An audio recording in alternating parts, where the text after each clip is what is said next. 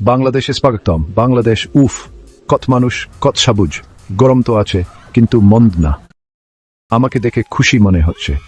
আমি ঘুরতে এসেছি, দেখব মানুষ কেমন থাকে, নতুন নতুন জিনিস চেষ্টা করব, হয়তো কিছু টাকা পয়সাও বিলিয়ে দেব। প্রথমে খেতে হবে, সব কিছুর গন্ধ অসাধারণ।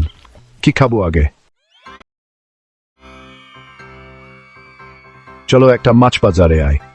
মাছগুলো লাফাচ্ছে, মানুষ চিৎকার করছে, একটু গোলমাল কিন্তু মজার। এত বড় বড় মাছ আগে কখনো দেখিনি। বললাম, ভাবি অনেক ভালো।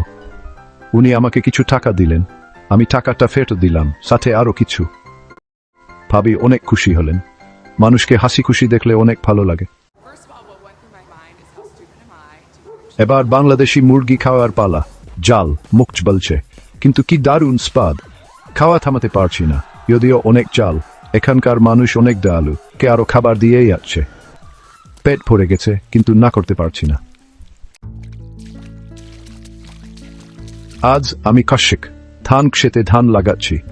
কাজটা কিন্তু কঠিন, কামর ব্যথা করছে, কিন্তু কৃষকেরা আমাকে শিখিয়ে দিচ্ছেন।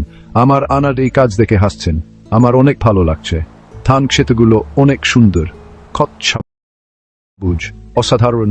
খাবার কিভাবে জন্মা, কৃষকদের জন্য আমার মনে নতুন করে শ্রদ্ধা জন্মেছে।